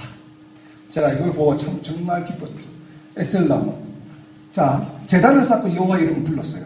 근데 여기 21장에 보시면 21장 33절 한번 보세요. 아브라함이 느닷없이 나무를 심습니다. 목동이. 나무를 심더니만 나무를 심고 나서 하나님의 이름을 불렀다고 되어 있어요. 나무를 심고 하나님을 왜 불러요, 여기서? 궁금하죠? 저 혼자만 궁금한가요? 궁금하니까. 제단을 쌓고 여호와 이름을 부르는 건 맞아요. 예배를 드리기 때문에. 그런데 왜 나무를 심고 거기서 하나님 이름을 부르냐 이 말이에요. 그래서 제가 에셀나무를 찾아봤죠. 에셀나무가 뭐냐 이 도대체. 광야에는 광야에 사는 두 대표적인 나무가 있습니다. 하나는 로뎀나무요. 하나는 에셀나무입니다. 저기 에셀나무입니다. 로뎀나무는 많이 들어봤죠. 교회 모임 동아리 보면 로뎀이 많아요. 왜? 생명력이 강하다고 해서. 그러나 이 사막에서 자라는 로뎀나무는 침려수처럼 빗자루처럼 이렇게 잎이 별로 없어요. 사막에서 살아야 되니까. 물이 증발되면 안 되니까. 근데 그늘을 만들지 못해요. 그러나 이 에셀나무는 잎이 무성해서 그늘을 만듭니다. 그늘을 만들고 물이 없는 사막에서 뿌리 깊이 내려가요. 그러니까 사막에서 물이 없는데 끝까지 내려가서 물을 부어올립니다. 그러다 보니까, 그리고 이제 추워지면 사막에 이제 날씨 덥고 밤에 춥고 하니까 아침에 밤새도록 해 뜨기 전에는 이 나뭇잎에 이슬이 맺힙니다. 그것 때문에. 그러니까 이슬이 맺히는 게 해가 뜨니까 이슬이 어떻게 돼서 증발하죠. 그러니까 이 이슬이 증발하면서 주위의 온도를 내립니다. 그래서 이 에셀나무 근처가 사막에서는 보통 주변 온도보다 10도씨가 낮다고 해요. 10도가 낮다고. 그러니까 광야에서 나그네들이 뭐예요? 아주 귀한 쉼터가 되죠. 그래서 교회에서 모임 만들고 이름을 붙이려면 로뎀이 아니라 뭐라 붙여야 돼? 그러니까 제대로 알고 붙여야지. 되니까 아무 데나 그냥 갖다 붙이고 로뎀 붙이면 안 된다며. 에셀, 동아리 이렇게 붙여야 돼. 그러니까 쉼터가 되는 이 에셀나무가 그 밑에서 뭘 했어요? 아브라함이 하나님을 불렀어요. 나그네들, 광야에서 나그네들 쉼터예요. 지금 이게 사랑방처럼 나그네들 모여서 쉼터 밑에. 거기서 뭘 했어요? 아브라함이 하나님을 불렀어요. 복음을 전했죠. 믿음이 이제는 완전 복음을 전도하는 레벨까지 갔다며, 아브라함이. 아까 15장에서 믿음이 의롭게 여겼는데, 이제는 나무를 심고서 그 밑에서 하나님을 불렀어요, 사람들에게. 그죠? 그렇게 되니까, 이제 마지막 시험을 해보자. 믿음이 성숙했구나 해서 이삭을 바치는 시험을 하는데, 아니나 다를까 그 다음날 아침 바로 출발해버리죠. 듣자마자 바로 아침에 그냥 바로 출발해버리죠. 자, 이 에셀나무 밑에서 여호와를 불렀다는 말을 딱 듣는 순간에 뭐가 떠오르냐면, 복음서에 예수님께서 삭개오게 말씀하실 때 내가 무화과 나무에서 너를 보았노라. 무화과 나무 밑에서 말씀을 전하는 예수님의 모습이 겹쳐 지나갑니다. 이 모습을 보면, 그죠? 그래서 이 모습을 보면서 예수님께서 왜 그 당시 회당이 많지 않았기 때문에 무화과 나무를 띄어서 말씀을 전했어요. 그늘에서. 근데 그 모습이 이 에셀 나무의 모습과 상당히 오버랩이 되고 있다. 그 다음에 이삭을 바치는 모습은 예수님께서 십자가에 돌아가시는 모습이 연상이 되죠. 그래서 이렇게 보면 그런 구속사적인 의미가 보입니다. 자, 이래서 이제 번제물을 마치고 이 번제물을 마친 다음에 비로소 22장 12절 하나님이 뭐라고 선포하십니까? 이제서야 네가 나를 경외하는 줄 아는. 이걸로 끝이에요. 아브라함의 생애는. 이게 마지막 말씀이에요. 아브라함 생애 끝났어요. 이걸로 이제. 아브라함을 지금 75세 때 고향을 떠나고 해서 지금까지 이렇게 쭉 오면서 거의 몇 년이 지났어요. 지금 100세 때 이삭을 낳고 여기 이삭이 제물을 바쳐줄 때가 보통 티네이저다 그러니까 보통 15, 17. 그러면 아브라함은 몇 세예요? 이때가? 117살 전후겠죠. 117살 전후. 언제 떠났어요? 75살 때 떠났어요. 그죠? 약 40년. 40년의 아브라함의 행적을 끝으로 더 이상 아브라함이 이야기는 없습니다. 왜? 이제 더 이상 보여줄 게 없어요. 보여줄 거 다 보여요, 사람께서. 이제서야 비로소 네가 나를 경외하는 줄을 알겠노라. 그걸로 끝입니다. 그죠? 그래서 아브라함이 어디로 돌아갑니까? 그 22장 한번 보세요. 아브라함이 그래서 어디로 돌아갔어요? 아브라함이 돌아간 곳 브엘세바로 돌아갔어요. 그래서 바로 23장 1절을 보세요. 23장 1절을 보면 사라가 죽습니다. 사라가 127세에 죽어서 어디에서 죽었어요? 헤브론에서 죽었어요. 그래서 어떤 분 재밌는 설교가 있는데 아브라함이 이삭을 바치러 갈 때 저녁에 듣자마자 아침에 바로 갔어요. 누구랑? 사라랑 의논도 안 하고. 그래서 사라가 삐쳤어. 그래서 돌아왔을 때 이게 아들을 독자를 데리고 와서 그냥 죽이려고 했다 이 말이에요. 열받았다 이 말이에요. 너 상의도 안 하고 네 맘대로 해. 이래서 사라가 삐껴서 헤브론을 가버렸다. 그리고 아브라함은 브엘세바에 살았다. 그래서 별거 했다. 이렇게 이야기를 하시는데 주일학교 애들은 그런 줄 압니다. 잘못하면. 그러니까 주일학교 선생님들은 성경에 없는 말 하면 안 돼요.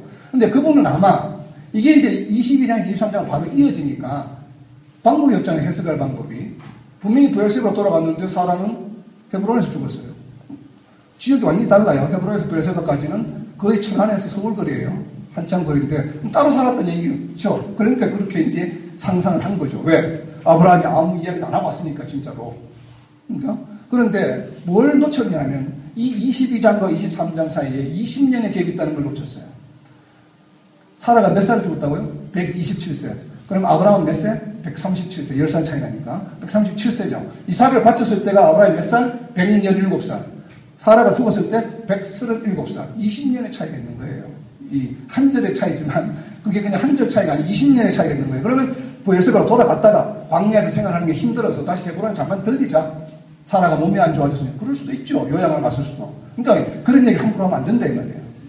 제가 방금 말씀드린 요양 간 건도 요양 간 건지 여행 간 건지 몰라요. 모르지만 어쨌든 20년의 계획이 있기 때문에 충분히 가족이 움직일 수 있는 시간적 여유는 있었다.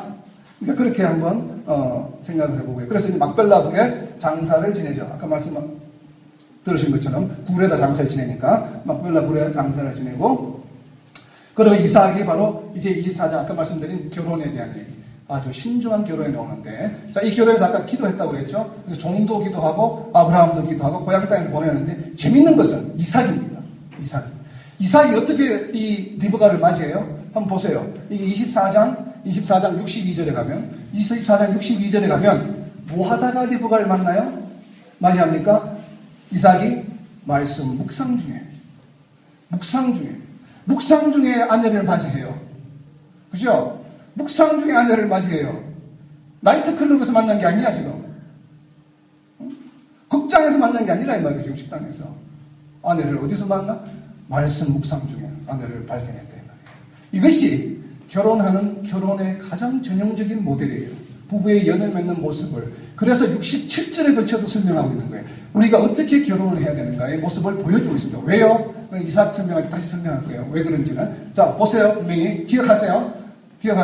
이삭이 묵상 중에 아내를 맞이했다. 그죠? 그리고 끝이에요. 24장 얘기는. 그 얘기로. 그냥. 그리고 아까 이야기했던 25장 1절에 아브라함의 또 다른 아내 그두라가 아들을 무지 많이 낳았죠. 6명 놓고. 또 척들 소생도 많았다고 해요. 서자가 많았다고 이야기합니다. 아브라함이. 그럼 다른 아내가 있는지 없는지 몰라요. 그럼 하여튼 서자에게도 재산을 나누어 주었다는 얘기로 봐서는 그냥 그두라에 대한 아들은 서자가 아니에요. 정식 아들이죠. 6명 아들은. 정식이니까. 왜? 이 그두라는 언제 결혼했어요? 사라가 죽고 나서 137세 때 사라가 죽었으니까 175세 때 약 38년간 맥시멈 같이 살았다. 38년인지 20년인지 언제 결혼했는지 기록이 없기 때문에 어쨌든 맥시멈 38년까지는 거두라와 함께 살았다. 그 이하로 10년이 될 수도 있고 20년이 될 수도 있고 근데 6명을 낳은 걸로 봐서 최소 10년은 넘었겠죠. 자, 그렇게 거두라와 여생을 보냈다. 얘기로 나머지 60년에 대한 얘기를 하질 않아요. 하나님께서. 아브라함에 대해서. 앞에 40년에 대한 얘기만 하고. 왜? 이 60년 동안은 이미 아브라함이 경지에 올랐어요. 네가 나를 경외한 줄 더 이상 할 얘기가 없어요. 에녹이 딱 한 줄로 하나님을 동행하다가 하늘로 들리워졌다. 왜? 교훈할 게 없어. 하나님과 동행했기 때문에. 모든 삶 전체가. 열왕기를 보면서 우리가 했죠. 잘못한 것을 가지고 훈계하는 거예요. 하나님의 말씀으로. 마찬가지로 이 지역에서는 이 이후에 이삭을 바친 이후에는 더 이상 아브라함 인생에 있어서 우리에게 훈계할 만한 것이 없다라는 것을 우리가 짐작해 볼 수 있습니다. 이거는 성경에 있는 얘기는 아니에요. 자, 그런데 자, 하나 보세요. 아까 어땠어요? 말씀 떨어져 무섭게 75세 때 떠났죠? 그리고 또 할례하라고 하는 게 당일치기를 전부 다 해버렸죠? 그리고 또 세 사람이 찾아오니까 바로 그냥 맨발 쫓아가서 맞이하죠? 그리고 이삭을 바치라고 하니까 의논단하고 그냥 새벽에 그냥 바로 출발해버리죠? 이 신속한 순종, 적극적인 순종이죠. 적극적인 순종. 이것이 굉장히 믿음에서 중요합니다. 적극적인 순종. 고민하지 않아요. 내가 말씀을 듣고 콜링을 받았는데 며칠 생각해보고 움직이는 게 아니에요. 말 떨어지자마자 바로 하는 것이 이것이 아브라함의 차이예요. 그래서 저는 아브라함을 믿음의 조상이라고도 이야기하지만 순종의 조상이라고 이야기하고 싶은 거예요. 적극적인 순종. 그죠? 그런 이런 적극성은 아무래도 퍼스널리티에서 왔겠죠. 성격에 급한 성격이 있죠. 말보다 행동이 먼저 앞서는 사람들. 이런 것 때문에 아까 하가를 갖다 그냥 맞이하는 하나님께 기도도 안 하고 말 떨어지는 모습 뭐냐 그냥 맞다. 그냥 바로 이게 연결이 된다는 거예요. 이런 것들이. 자, 하나님의 일에 관련된 것들은 적극적으로 반응해야 되지만 세상적인 일은 뭐예요? 한 템포 늦춰서 하나님께 여쭤보고 하는 것이 좋겠죠. 근데 사람은 그렇게 잘 안 되죠. 자, 그래서 보면 자, 믿음이 먼저인가 순종이 먼저인가? 지금 믿음이 먼저예요, 순종이 먼저예요? 아직도 헷갈리죠? 아직도 헷갈리죠? 자, 온전한 믿음. 그래서 이제 드디어 오늘 강의의 핵심인 믿음에 대해서 한번 보려고 해요, 믿음. 아브라함의 믿음을 보면 믿음이 뭔지 보이기 시작합니다. 아브라함이 믿음이 과연 아브라함이 무엇을 믿었어요? 아까 보면, 자, 12장에 떠나라고 했죠. 떠나니까 어떻게 해서 떠나라고 하니까 뭘 했어요? 떠났죠? 그 다음에 자손을 주겠다고 하니까 뭘 했어요? 제단을 쌓고 남방으로 갔어요. 아까 얘기했다고. 갔다고 그랬죠. 제자리에 안 머물고. 그 다음에 다시 애굽 땅을 거쳐서 다시 왔을 때는 보이는 땅을 준다고 하니까 종가해서 헤브론에 이제는 거주했어요. 그죠? 그리고 내 몸에서 날 사람도 별과 같이 많겠다고 하니까 믿으니까 의롭게 여김을 당했어요. 그죠? 그리고 내년에 이삭을 낳으니까 바로 할례를 해버렸어요. 자, 아브라함이 하나님께서 하신 말씀에 따라서 행동이 다 따랐습니까? 안 따랐습니까? 적시로 따랐죠. 다, 그럼 무슨 얘기예요?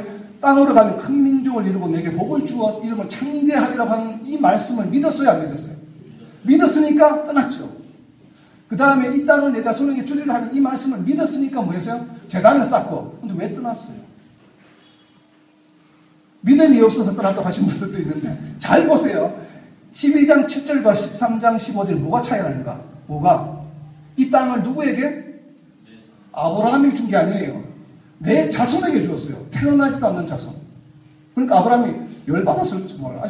애도 안 태어나. 나한테 주는 것도 아니고 보여줄 땅으로 가라고 해서 시고 와서 세겜 땅을 봤더니만 나한테 주지 않고 뭐요? 네 자손에게 줄 거라고 얘기해버린다. 하나님. 그러니까 뭐요? 아, 세겜 땅은 내 땅이 아니구나. 떠날 수밖에 없죠. 그래서 말씀에 순종해서 제단만 쌓고 남방으로 다시 이동합니다. 하나님이 내게 주실 때까지 땅에 애굽을 거쳐서 왔을 때 비로소 뭐야? 보이는 땅을 너와 내 자손에게 주리라. 그러니까 이제 아브라함에게 주셨어요. 그러니까 뭘 해요? 거주하죠. 이 차이점을 캐쳐야 되는 거. 왜 떠났는지. 저는 이게 굉장히 궁금해요. 왜 남방으로 갔지? 믿으면 조상이 그냥 머물러야 되는데 어느 날 보이더군요. 이게 앞에 뭐가 빠지는 게. 아브라함이 주지 않았어요. 내 자손에게. 이제 설명이 되죠. 아브라함이 이 말씀을 내 자손에게 주신다고 하는 말씀을 믿었어요. 그러니까 이 땅은 내 땅이 아니구나. 떠나야지. 내 땅을 찾았어. 그죠? 그래서 쭉 해서 다시 와서 이렇게 해서 이 말씀을 뭐 했어요? 믿었기 때문에 행동을 하는 거죠. 그래서 행동이 없는 믿음은 무슨 믿음이에요? 죽은 믿음이라고 하는 이유입니다. 믿으면 행동을 할 수밖에 없어요. 그게 믿음이에요. 이걸 만약에 내가 가지 않았다. 그럼 뭐예요? 이걸 믿지 않은 거죠. 안 믿으니까 안 가는 거죠. 물론 야고보서에서 이야기하는 것은 이웃을 사랑하는 얘기입니다. 구제하고 하는 것. 그런 행함이 있어야 믿음이라고 하는 거지만 같은 논리죠. 그러니까 믿게 되면 행하게 된다 이 말이에요. 자, 잘못된 방법. 아까 이야기한 하갈을 받아들여서 동침한 사건입니다. 믿었어요. 이 말대로. 여호와께서 내 출산을 허락하지 아니하셨으니. 이 말을 믿었다 이 말이에요. 아브라함은 사라의 이 말을, 뱀의 사탄의 말을 이브가 믿은 것처럼 믿어버렸다. 그래서 뭐예요? 행동으로 즉시 옮겨서 동치면서 이스마엘을 낳았다 이 말이에요. 그렇죠? 근데 그건 뭐예요? 잘못된 믿음이었지만, 잘못된 방법이었죠. 어쨌든 자손을 번성하게 해주겠다고 하는 창조의 원리는 적용이 되는 거죠. 하나님 약속한 것을 어긴 것은 아니에요. 그러니까 죄는 아니에요. 지금 아브라함 입장에서는 그렇게 됐고.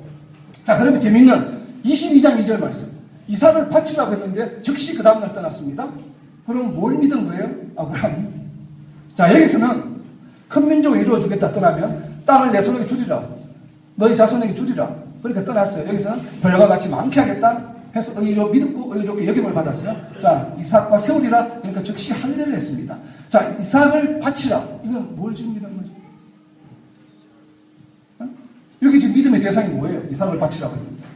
이거는 뭐예요? 다시 말하면 순종이죠. 말씀을 그대로 순종하는 거죠. 그죠? 순종한 거예요.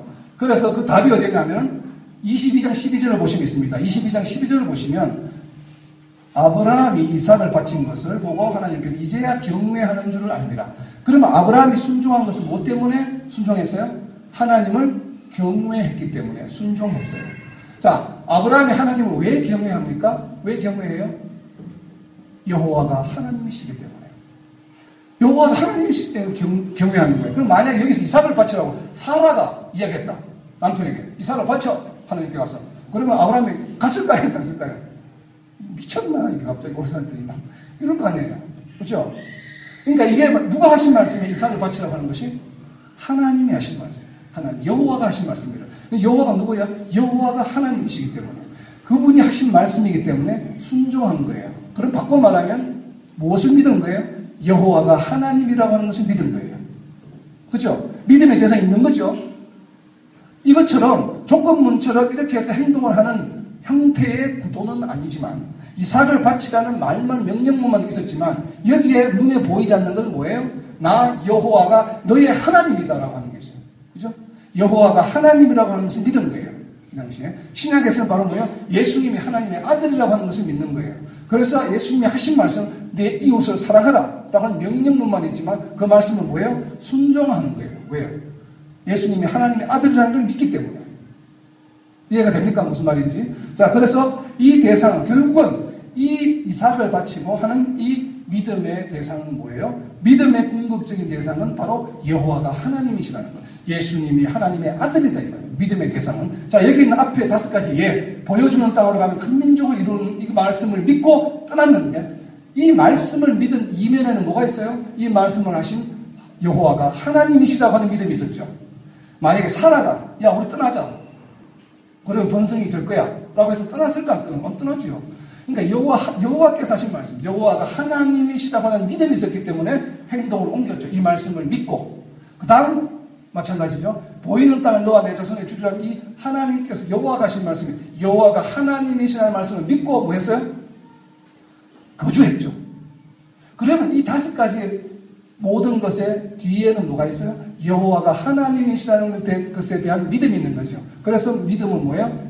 하나다. 내 주도 하나요. 믿음도 하나다 이 말이에요. 이 말씀을 믿고 했지만 이 말씀의 백그라운드 배경에는 뭐가 있어요? 여호와가 하나님이시라고 하는 믿음. 그래서 뭐예요? 에베소서 4장 5절에 있는 주도 하나요. 믿음도 하나라고 하는 말.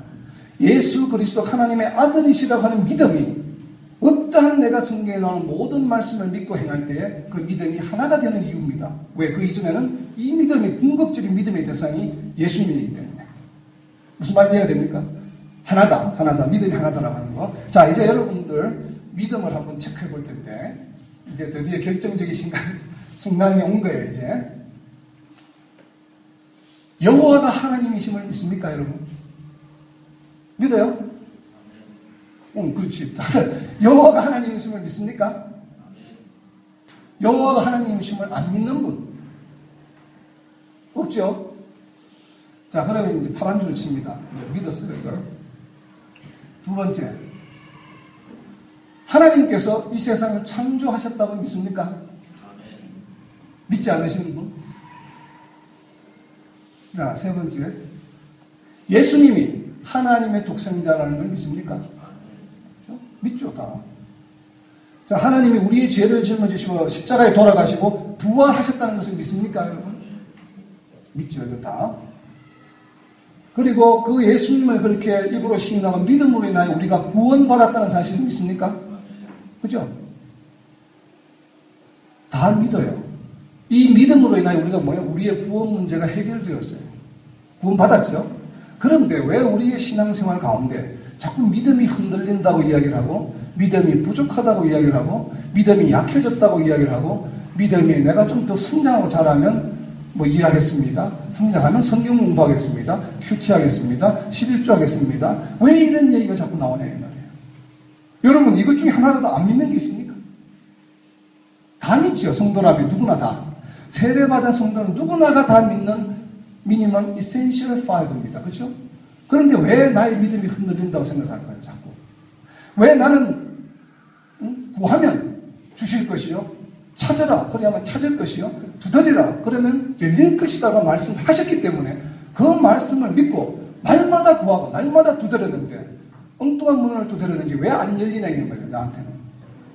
옆에 있는 다른 집사는 두드리긴 근처만 가도 헛기침만 그냥 문이 팍팍 열리는데 나는 왜 발로 차고 두드리고 머리 헤딩이라도 안 열리냐 이 말이에요. 문이. 내가 믿음이 부족해서 그런가 보다. 아, 저 권사님은 믿음이 충만해서 커서 그런가 보다. 저 권사님에 비해서 내가 믿음이 약해. 적어. 이렇게 왜 생각을 하냐 이 말이에요. 정말 그런 겁니까? 마태복음 7장 7절을 보세요. 마태복음 7장 7절에 방금 이야기한 기도에 관한 얘기입니다. 구하라 주실 것이요. 찾으라 찾을 것이요. 두드려라 열릴 것이요. 그것이 whatever you want는 아니에요. 여러분이 원하는 무엇이든지 구하라는 얘기가 아니라 이 말이에요. 여러분이 원하는 것을 무조건 찾으라는 얘기가 아니에요. 이것은 산상수훈의 설교의 말씀 중에 나오는 거예요. 5장 1절에 가보세요. 큰 무리들이 예수님을 따르니라. 7장 마지막에 가보세요. 말씀을 이제 끝냈다. 5장부터 7장까지 산상수훈에 하는 예수님의 설교 말씀이에요. 주제를 가지고 설교를 좀 계속하고 계시는 거예요. 제자들을 바라보시 팔복에 대한 이야기를 합니다. 너희들 환난을 받을 것이야. 복음을 전할 때. 그러니까 나중에 천국에 들어가려면 어떻게 해야 되느냐? 너희가 의롭게 해야 돼. 그리고 6장 36절에 뭐라고 되어 있습니까? 너희는 먼저 그의 나라와 그의 의를 구하라. 그리고 의를 구하는 것이 뭐야? 7장 전반부에 설명이 되어 있죠. 그리고 나서 7장 7절에 구하라. 뭘 구해요? 너희는 먼저 하나님의 나라와 의를 구하라는 얘기지 whatever you want가 아니라 이 말이에요. 그 구절을 잘못 적용하니까 답이 없죠. 그래서 본인이 믿음이 없다고 얘기했단 말이에요. 그건 구하는 그 구절이 아니에요. 그리고 나서 바로 나오니까 좁은 문에 대한 얘기가 나오죠. 너희가 좁은 문에 들어가 네 눈에 있는 들보를 보느냐 대접받고 싶은 대로 네가 해라. 이거 전부 천국에 들어가는 방법에 대한 얘기를 지금 예수님께서 7장까지 설명하고 있는 산상수훈의 설교의 말씀이래요. 맥시멈 길으면 2시간, 짧으면 30분 만에 하실 수 있는 설교의 말씀이에요. 그 중에 나와 있는 얘기 우리는 마치 5장은 이번 주 수요일날 설교하셨고 6장은 그 다음 주 수요일날 설교한 걸로 생각하고 있단 말이에요. 아니죠. 연달아서 하신 설교의 말씀이에요. 그러니까 그 맥락에서 7장 7절을 이해를 해야 된다면 그러면 이 말씀을 보고 내가 먼저 하나님 나라 의를 구하면 무엇이든지 구하는 데 주시는구나. 그럼 뭐야? 내일부터 큐티 해야지. 오늘부터 예배 드려야지. 이 기도를 들어주신다면 금방금방 별로 이 기도 안 해도 한두 번만 하면 해보세요. 들어주시나 안 들어주시나. 여러분이 큐티 안 들어가냐. 그것이 바로 구하면 주실 것이라고 하는 그 말씀을 이야기되면 이 말씀이 그 말씀이구나. 말씀을 깨달았죠. 보고 그래서 어떻게 돼요? 그 말씀에 대한 믿음이 생기죠. 그래서 이 말씀이 믿음이 없는 데서 없다고 생각하는 곳에서 믿음이 있는 곳으로 올라갑니다. 이 말씀이. 그러면 우리가 원하는 세상적인 거 내가 원하는 whatever I want, we want 이런 것을 구할 수가 없느냐? 구할 수 있죠. 에베소서 4장 6절 구하게 돼 있죠. 에베소서 4장 6절에 너희는 걱정근심하지 마. 아무것도 염려하지 마. 무엇이든지 감사하며 너희가 원하는 것을 구하라. 그러면 우리가 받을 수 있다고 돼 있죠. 그럼 구하시면 돼요. 그런데 왜 또 안 구해지냐 이 말이에요. 왜 나는 기도 응답이 없냐면 만날 기도하는데 딴 사람은 기도 응답이 있다고 툭하면 간증을 하는데 왜 나는 기도 응답이 없냐. 구하는데 왜 안 주시냐. 주시는 방법이 다르다는 것을 여러분들이 모르고 있기 때문에. 실제로 보면 어떻게 되겠습니까? 너희가 무엇이든지 구하면 어떻게 주셔요? 응답을 즉시로 주시는데 모든 지각에 뛰어난 하나님의 평강이 예수 그리스도 안에서 너희의 마음과 생각을 지키시리라. 이것이 기도의 응답이에요. 내가 1,000만 원 벌게 해주세요. 빨리 이번 달에 11조 하게. 이걸 들어주시는 게 아니고 그렇게 기도했더니만 내 마음이 평강이 오다. 마치 1,000만 원 벌 것 같다 이 말이죠. 그것이 바로 뭐예요? 기도의 응답이라 이 말이에요. 그 기도의 응답을 알면 어떻게 돼요? 이것이 내가 기도에 응답받았구나를 알아. 요한일서 5장 15절에 있습니다. 요한일서 5장 15절 역시 같은 말씀이야. 너희가 구하고 싶은 것은 무엇이든지 구하라. 그러면 네가 얻은 줄로 알리라. 아니 얻지 않았는데 지금 방금 기도했는데 안 얻는데 어떻게 얻은 줄 알아요? 왜? 내 마음에 평강이 온 것을 보고서 내가 응답받았구나 하는 것은 뭐야? 알아요. 자, 이 두 구절을 말씀하면 우리가 기도할 때 응답받는 방법, 즉시 기도받는 거예요. 기도 끝나는 순간에 마음이 평강이 오면 내가 그 기도에서 무엇을 구했든지 간에 뭐예요? 기도의 응답을 받은 것이죠. 그런데 실제로 1,000만 원 버는 것은 10년 후에 이루어질 수 있어요. 그거는 뭐예요? 기적이죠. 무슨 죄로 1,000만 원 벌었는데. 자, 기적이라 이 말이에요. 그거는 하나님의 뭐예요? 축복이죠. 큰 의미에서 보면 기도의 응답이죠. 그러나 우리가 하는 모든 기도의 응답은 즉시로 옵니다. 마음의 평강. 기도했는데 마음의 평강이 안 왔다. 그럼 기도의 응답이 없는 거예요. 분명히 확실하게. 그럼 어떻게 해야 돼요? 기도를 새로 해야죠. 골방에 들어가서. 찬양하면서 기도하고 말씀 보면서 기도하고 울면서 기도하고 울부짖으면서 기도하고 그러고 나서 마음의 평강이 오면 뭐예요? 기도의 응답을 받은 것이에요. 그만해도 되고 순간이죠. 왜? 기도의 응답 받은 줄 내가 알기 때문에. 요한일서 5장 15절 말씀처럼. 그러면 우리가 성도들이 드리는 모든 기도는 100% 응답받을 수 있죠. 마음의 평강이 올 때까지 기도하면 되니까. 답은? 맞습니까?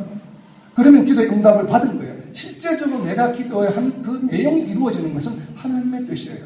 30년 후에 이루어질 수도 있고 내일 이루어질 수도 있어요. 그것은 때와 그건 나에게 속한 것이 아니에요. 이루시면 하나님께 이루시는 것이고 하나님께서 우리의 기도에 응답하시는 것은 내가 기도함으로 인하여 하나님께서 들으셨다는 것이고 그런 하나님께서 모든 지각이 뛰어난 하나님 우리를 마음에 평강을 주시는 거예요.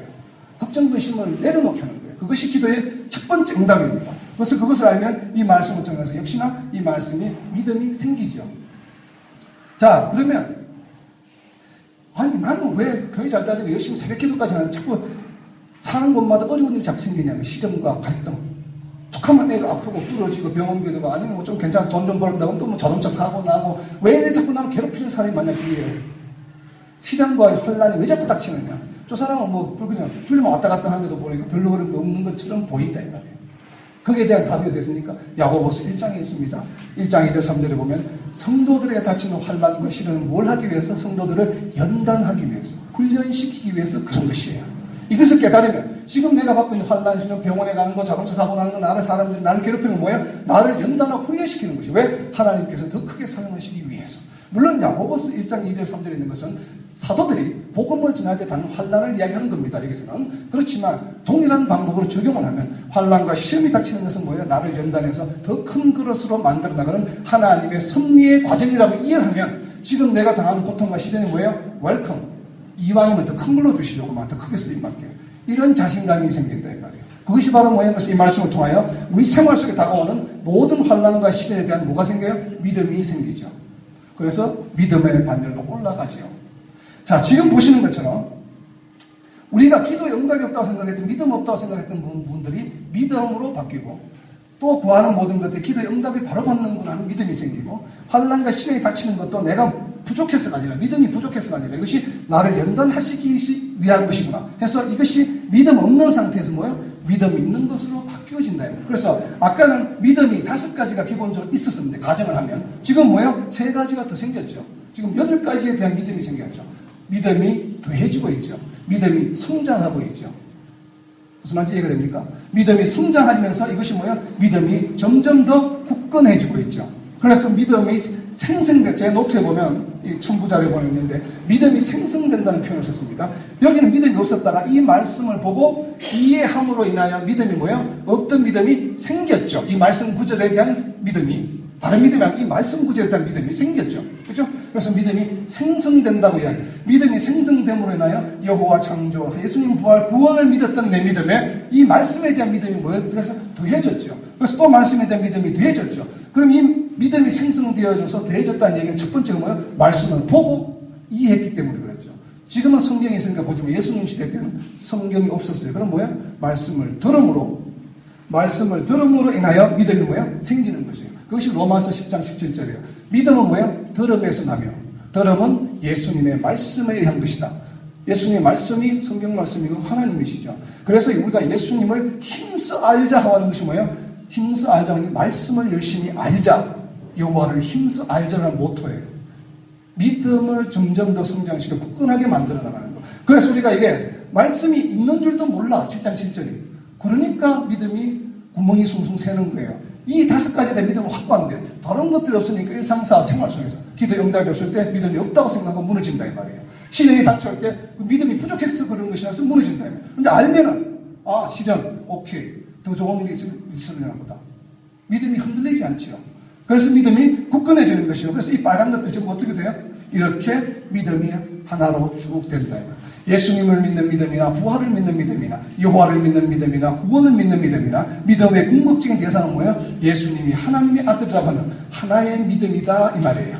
그래서 이것이 믿음이 끝없는 반석에서 여러분들이 믿음 위에 리메인 해야 된다고 하는 것이에요. 이것이 믿음을 제가 이해한 대로 가장 잘 설명할 수 있는 방법 중에 하나라고 해서 드리는 말씀이지 신학적인 근거가 있는 얘기는 아니에요.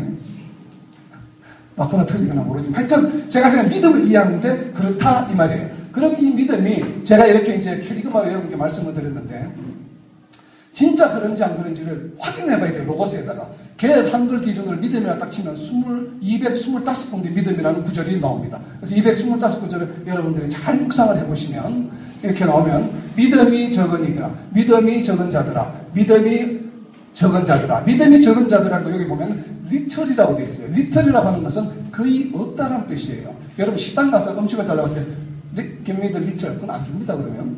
그런데 안 준다고 화내면 안 돼요. 무식하게. 그때 어때? give me a little 어가 붙어야 돼요. 그래야 조금 달라는 얘기고 리틀은 거의 없다 이 말이에요. 그러니까 이것은 한글로 번역하다 보니까 믿음이 적은 거라고 표현됐지만 이건 뭐야? 믿음이 거의 없다. 겨자씨 하나만한 믿음도 없다라고 쓸 때 리틀이라고 쓰는 거예요. 그러니까 이건 없는 거예요. 그러니까 이게 지금 한글 성경에 믿음이 적다라고 하면 믿음이 없다 이 말이에요. 리틀이라고 쓰는 거는 다 30%만 있다 이 얘기가 아니라 거예요. 믿음이 없다는 거예요. 자, 믿음이 크다라고 나오는 거. 큰 믿음이 나오는데 이건 크다다. 이거 뭐야? great. 믿음의 사이즈가 2배라는 얘기 아니에요. great이라고 번역이 되어 있어요. great.